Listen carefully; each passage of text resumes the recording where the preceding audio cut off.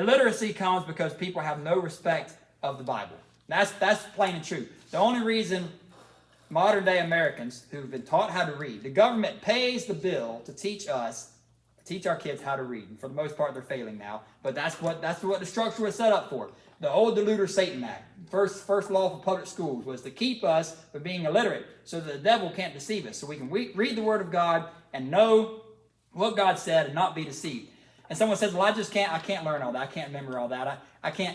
Well, like they look at preachers and say, well, he was just gifted with that, And it's true that there are spiritual gifts, but they just know their Bible. I'm just not gifted in that way. And you ask them, hey, who's the best 3 quarterbacks you ever had? Oh, well, that's Steve Spurrier, Danny Werfel, and Tim Tebow. Probably Tim Tebow at the top because he had this score and this grade and all this. And they can name stats from football, because they know football. Hey, when's hunting season begin and end? Oh, this date. Well, it used to start on this date, but now because of this and so forth, people know what they care about, right? What engine's in your truck? Well, it's this one. It's this many horsepower, and it used to be this much horsepower. But they can rattle off the things that they know about. We only don't know the Word of God because we don't love the Word of God. We don't care about it.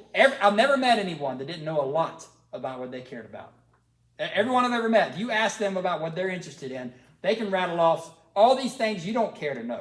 And they'll be right about it and accurate about it because they've hid these things in their heart. And it's not wrong as a farmer to know everything there is to know about farming. And it's not wrong as a mechanic to have an aptitude for these things. But don't say that you can't know the Word of God. If you spend as much time with the Word of God as you did with your favorite movies, then instead of having the movies memorized, you'd have the Word of God memorized.